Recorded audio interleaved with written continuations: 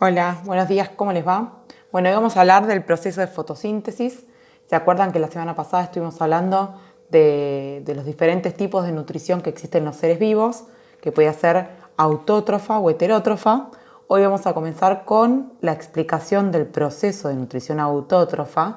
Si se acuerdan, el proceso de nutrición autótrofo implicaba que eran capaces de poder producir su propio alimento. ¿En base a qué? La gran mayoría a este proceso denominado fotosíntesis. ¿Qué es la fotosíntesis? Es la capacidad que tienen las plantas para transformar la energía lumínica del sol en energía química. Este proceso permite que las plantas generen su propio alimento. Las plantas lo que hacen es transformar la energía del sol, ¿sí?, la energía lumínica, en un tipo de energía que pueden utilizar sus propias células para ir formando, para ir construyendo el alimento que necesitan. Importante es que parte de sustancias inorgánicas. ¿Qué son las sustancias inorgánicas? Son pequeñas moléculas sencillas que forman parte de los elementos que no tienen vida en la naturaleza, como por ejemplo el agua y el dióxido de carbono, ¿sí? Y elaboran, acá dice, sustancias orgánicas complejas.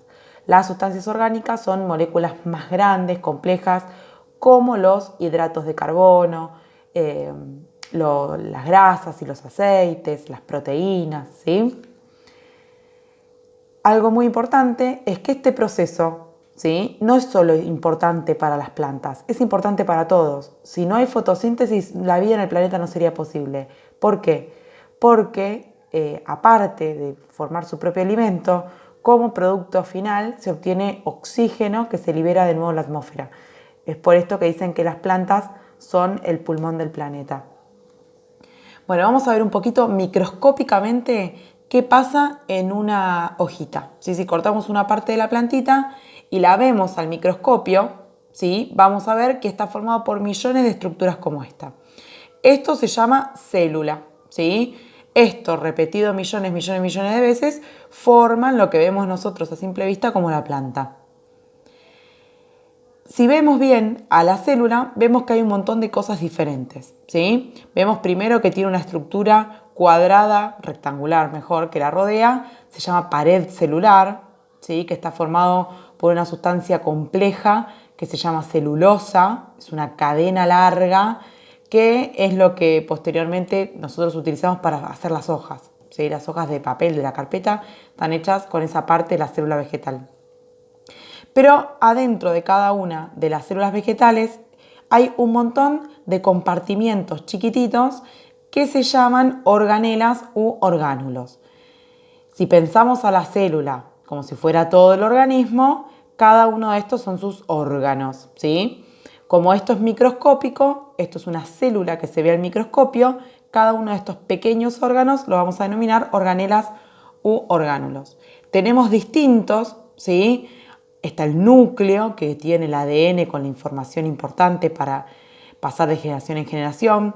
Esto que está acá es una gran vacuola, es una bolsita que contiene agua.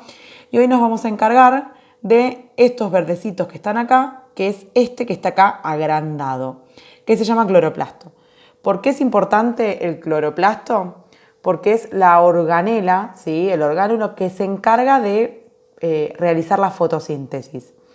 Es verde porque adentro de los cloroplastos se encuentra un pigmento, que es como una témpera, que se llama clorofila. La clorofila se encarga de atraer esa energía lumínica para poder transformarla en energía química, ¿sí? Entonces, la fotosíntesis ocurre dentro de los cloroplastos de cada una de las células vegetales. ¿Qué materiales necesita la planta para realizar fotosíntesis? Necesita del aire captar dióxido de carbono. El dióxido de carbono que se simboliza, se escribe así con símbolos CO2, significa que está formado por 2 átomos de oxígeno y 1 de carbono, lo capta a través de las hojas.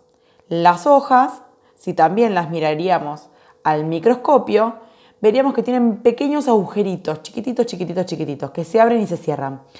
Esos agujeritos son llamados poros o estomas, se abren y se cierran para dejar entrar y salir gases, ¿sí? Entonces, para la fotosíntesis necesitamos que por esos agujeritos de las hojas ingrese el dióxido de carbono. El agua. ¿Por dónde va a entrar, a ingresar el agua a la planta? A través de los pelos absorbentes de las raíces.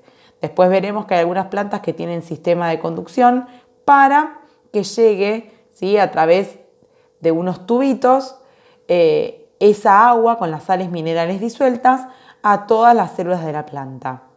Y la luz solar, ¿sí? Para que haya fotosíntesis es importante la luz solar. ¿Qué etapas tiene la fotosíntesis? Tiene 2 etapas. La primera se denomina fotoquímica, antes llamada etapa lumínica, y solo ocurre en presencia de luz, es dependiente de la luz solar. ¿Qué pasa en esta etapa? El agua que se absorbió a través de las raíces se va a romper y va a separar. Y acá vemos que la molécula del agua está formada por 2 átomos de hidrógeno, H2O, y uno de oxígeno, se rompe y se libera al hidrógeno por un lado y al oxígeno por otro. Este oxígeno que la planta no va a usar, lo va a volver a liberar al ambiente. Por eso es que va a renovar el oxígeno que después vamos a utilizar para respirar. La segunda etapa se llama bioquímica. Antes se llamaba oscura, pero ahora se prefiere llamarla bioquímica porque en realidad no es que necesita oscuridad, en realidad es independiente la luz del sol, por lo cual ocurre o no si está la luz del sol, le da exactamente lo mismo. En esta etapa se combina el hidrógeno que venía de la etapa anterior de la ruptura de la molécula de agua, se combina con el dióxido de carbono que ingresó por los agujeritos y se forma un hidrato de carbono que se llama glucosa. La glucosa es una molécula que van a utilizar todas las células, ya sean las de las vegetales o las de nuestras células también, para llevar a cabo todas las actividades necesarias. Acá en este gráfico tenemos cómo vamos a necesitar y qué vamos a formar.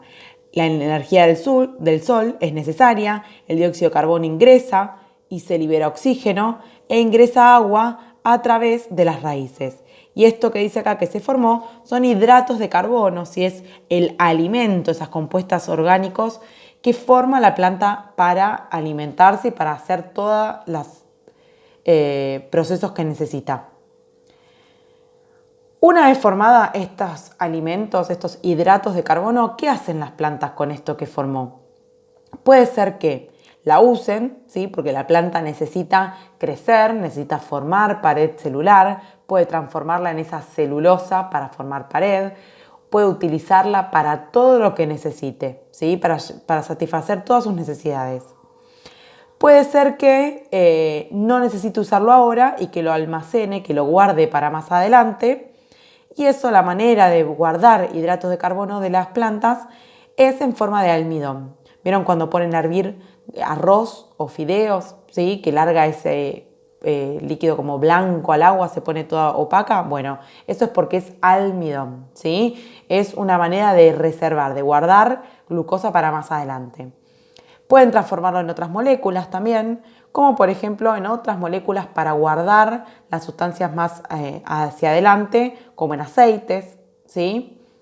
Y el otro producto que dijimos que se formaba era el oxígeno.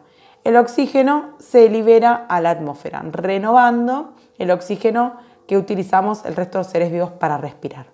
Bueno, esto es todo por hoy. Les mando un beso grande.